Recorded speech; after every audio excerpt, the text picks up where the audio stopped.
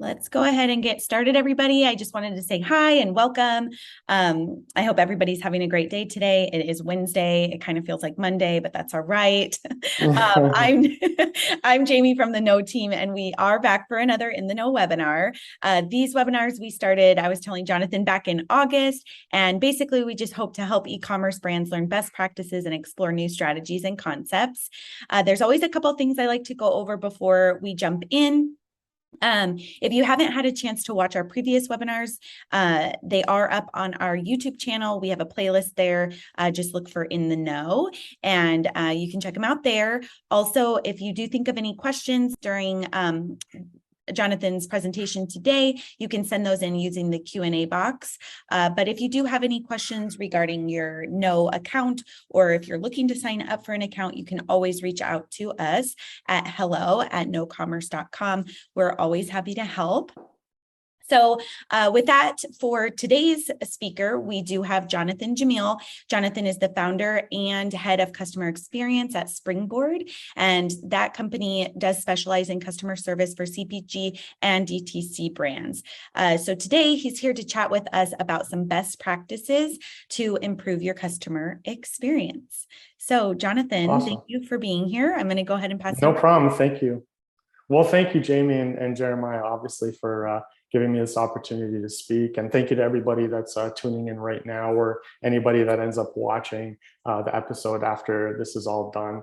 But yeah, thanks so much for tuning in and stuff like that. So like Jamie said, I'm the founder of Springboard. We do customer service, customer experience for CPG and D2C brands only. And that's email, live chat, whatever it is. So everyone says, like, what is customer service? What is like customer experience and that type of stuff?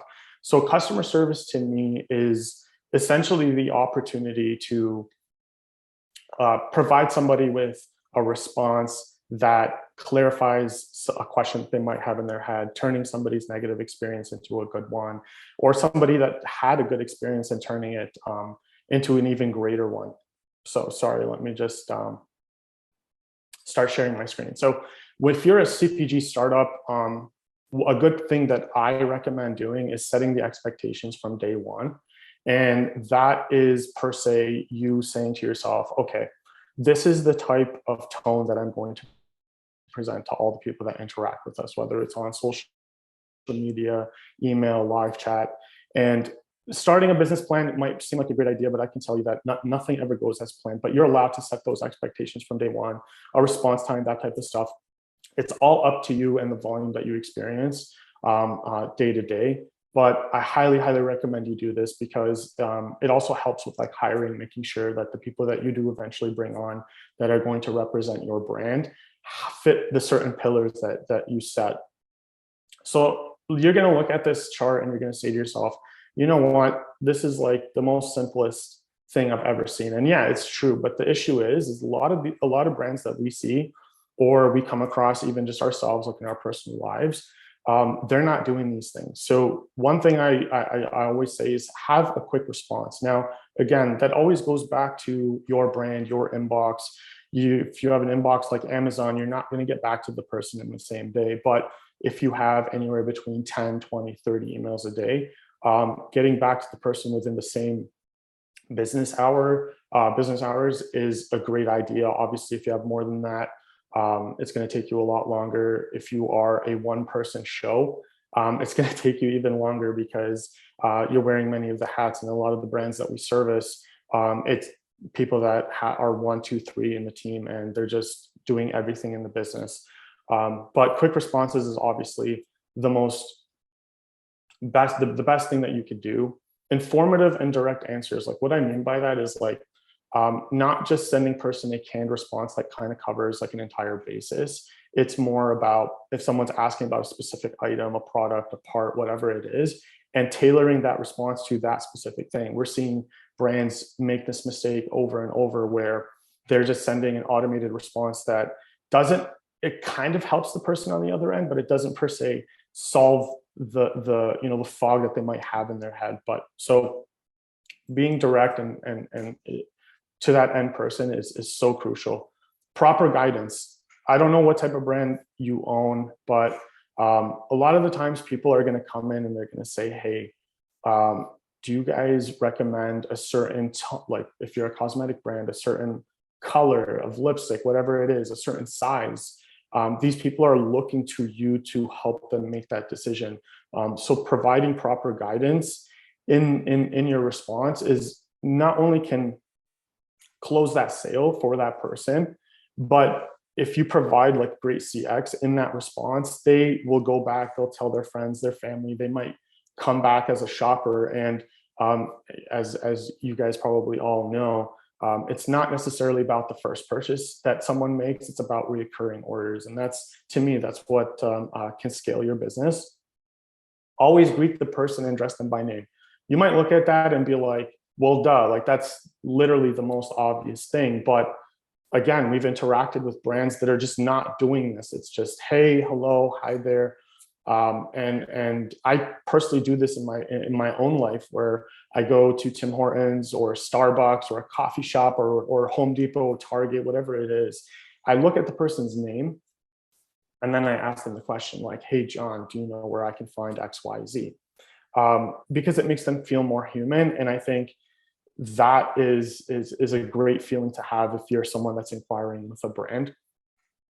Correct grammar, again, the simplest thing that you might look at and be like, it's something we're already doing.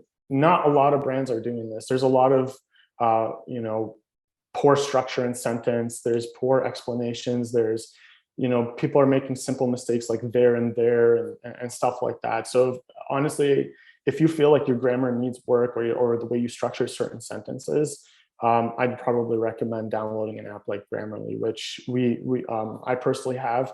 I'm not the greatest writer, but Grammarly has helped me. So shout outs to Grammarly. Keep the window open.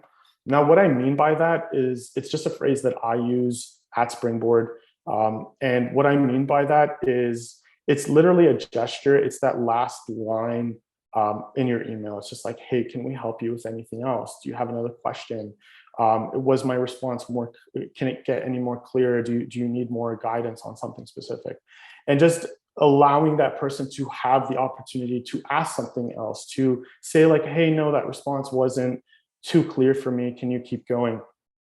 It's kind of like holding the door open for somebody.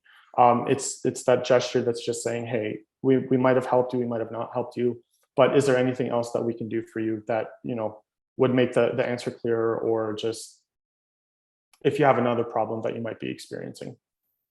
So customer service and customer experience, you guys might hear this phrase all the time. And personally, to me, I honestly believe there is a difference between the two, because customer service could just be like, you're just simply responding to an inquiry or a question. It's just a canned response, a macro. It's just like, kind of like trying to get that person out of your way as quick as possible. And there's rarely any emotion behind it, very monotone, lots of periods, no empathy, no happiness behind it. And usually the responses are just copy paste, again, canned, not tailored to the person that's actually inquiring. What I believe customer experience is getting a reaction or a display of positive or negative emotion from the person you're servicing. So if the person had a bad experience, how can we turn it around? If the person had a good experience, how can we make it great? If the person has yet to experience what you have to offer, how can we convince that person to buy off of our site or to be an ambassador of the brand? So you can treat every inquiry as if it's an opportunity. I tend to believe that in some cases, customer service is the beginning of a possible sales funnel. People will inquire, looking for guidance, asking questions, product recommendations. And if you are able to provide a great experience for them, you might end up with a sale. That sale could turn into 10 sales and then turn into whatever it is. If they have a great experience, they're obviously going to tell their family and friends. So most of the responses are like freestyled and custom to the person. Again, they're not canned. You're addressing the person by name. You're friendly. There's some emotion behind the text. I know emails and obviously text messages can get misconstrued and perceived in a certain manner. So that's why it's very important to just talk as if you're talking to your friend or family member. That's what I tell my team, and it's worked out great for us. Ways to enhance like customer experience. These are simple things that I kind of just jotted down because we see it, we do it. We see other brands, whether on LinkedIn, Instagram, Facebook, they're doing these types of things as well. So personal videos, that's super, super easy. You could sign up to a service like Maverick, which is really popular with e-commerce brands. Just go in there, record like a 5 to 7 second video, just thanking the person. Hey, John, thank you so much for your order. We truly appreciate you supporting our business or small business, whatever it is. Discount codes. Now this one, I obviously use it if someone's pissed off, they had a bad experience. You want to incentivize them to come back and just tell them, hey, if we're so sorry for the inconvenience, here's the custom code. But one thing that we also like to do is if the person had a great experience, we want them to come back. You can convince a person to come right back and place another order by simply offering a discount code. So like, hey, thank you so much for your support. We see this as your second or third order. Here's a custom 20% off discount on your next order. Free product. Now, again, it's all up to your business. Can your business afford it? Is this a route that you want to take? Some of our clients are doing this, and again, it's working out awesome for them. So I usually tend to recommend this if the person is it's a reoccurring customer, someone that's purchased 2, 3, 4, or many, or more than that. Telling them, hey, we noticed you placed so many orders with us. We genuinely appreciate the support. Please go on our website and pick something that you like. It's on us, and we just want to show you our gratitude. Handwritten thank you cards. Literally, this is probably the easiest thing that any business can do. I see it all the time. 2 brands that are really doing this that I see all the time on LinkedIn. It's our Man-Made, which is like a men's like loungewear type of brand, and Midday Squares. And I'm sure a lot of you have probably heard of Midday Squares. But it's literally just go on Canva, design a simple thank you card, an insert that goes into all the orders that are shipped out, and just print them at if you have a local print shop, go there. If you have FedEx office near you, go there. Just print it and just thank the person. I mean, you might think like, oh, well, what's a handwritten thank you card going to do? I mean, it's going to do a lot, and it's not things. They're not things that can be measured, but it's just that added touch that makes you stand out a little different. And if you have great customer experience, believe me, it does get talked about. Custom gifts and swag. Again, this is all if your business can afford and wants to invest in these things. Sending person a crew neck, a hoodie, joggers, a water bottle, just thanking them again for their support, attaching it to their order, surprising them. A lot of customers love surprises. So this is something that we are seeing as well. And again, it's working out great. It's just a simple thing. And again, if your brand can afford it, I would recommend doing that. Responding to negative feedback and trying to turn it around. This is if you're on a review platform, whether it's Okendo or Trustpilot, Junip, SiteJabber, whatever it is that you're on. Are you responding to negative reviews? Are you responding to negative feedback? Are you attempting to turn that opinion around? Because you're only going to learn from your mistakes. And for a CPG and D2C brand, it's usually those negative reviews that you can learn the most from. And I see it all the time where people will literally post on LinkedIn or Twitter how they turn someone's 1-star review into a 5 by simply reaching out and providing a resolution that made that person happy. And it turned them from a negative reviewer into an ambassador, someone that is now going to speak highly of your business. Now, when I started Springboard, I was like, how can I provide great CX to all these CPG and D2C startups?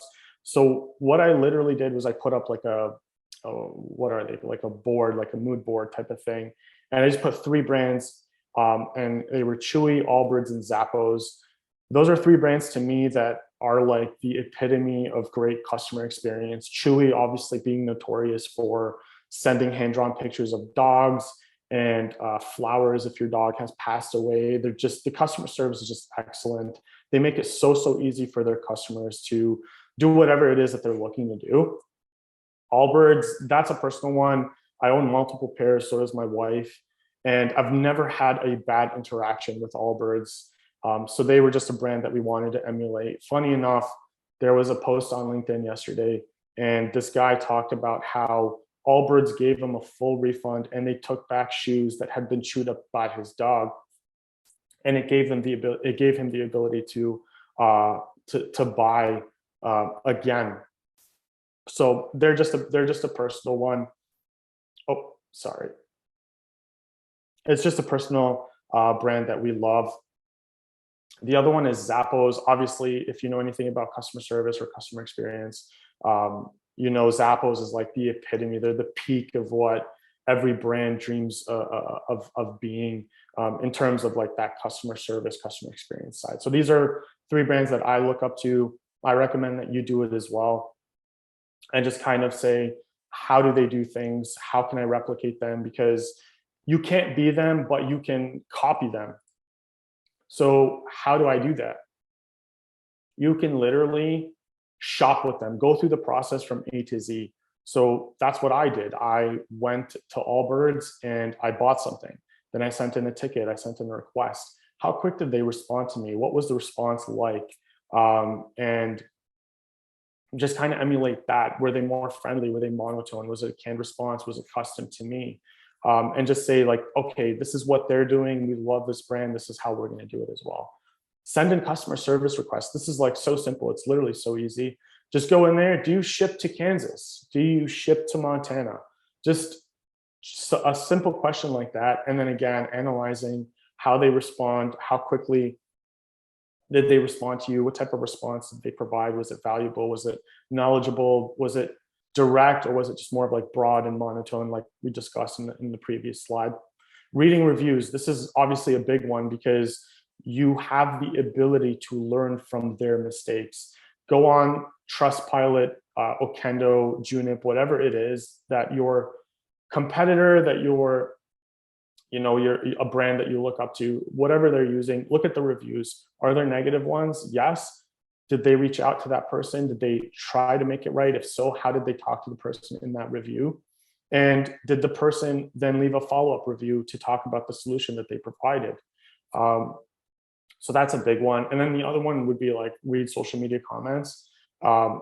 We see this all the time. People that can't reach the brand, whether it's through live chat or email, they just go on a tear, on a rant on social media, leaving comments on their pictures on Instagram, reaching out to founders directly on Twitter, posting about them, that type of stuff.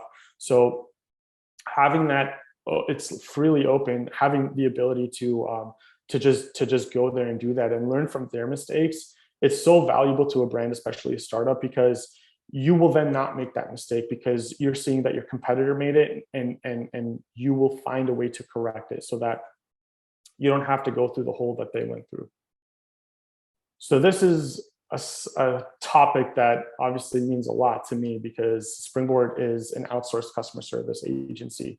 So I want to talk about when outsourcing makes the most sense or when it would be best to keep it in-house.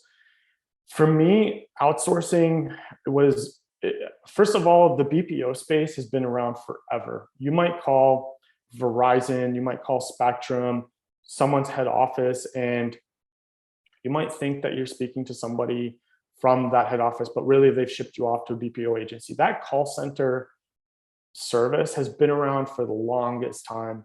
I think now the Springboard and other outsourced agencies that are out now, they're providing more of like a younger, modern service to like version of that. And I think the best times to outsource is if you're a startup, you don't want to do this yourself because, in my opinion, spending a couple of hours, 3 hours, whatever it is on customer service, it's not going to make that difference. If you're a startup, you want to 2x, 3x, 5x, 10x your revenue, and focusing your time on things that are going to do that are much more valuable than sitting at a computer and responding to an inquiry to somebody that just says, hey, could you guys ship here or whatever it is. You don't have the funds to invest in this department. So according to Glassdoor, a director of CX, the average salary is $140,000 in America right now. The average salary for a customer service agent is between $32,000 and $42,000 a year. And obviously that's just the salary. That's not including the benefits that might come with it. So obviously if you're a startup, you might have raised a family and friends round, you might have self-funded, and you just don't have the funds to invest, again, because your money should be used in things that are going to multiply your revenue. And then in turn, you could down the line have the money to build out this department. So those are two reasons that we're seeing. And there's even like reasons why you might have your own CX department, but you don't want to continue to grow your overhead. So you outsource it. We do this with our own clients. We're an extension of their team. In-house, obviously, if you are somebody like Eli Weiss, shout outs to Eli, CX is near and dear to his heart. So he's a firm believer that no matter the size of the business, you should keep this in-house. If it's near and dear to your heart, then 100% keep it in-house.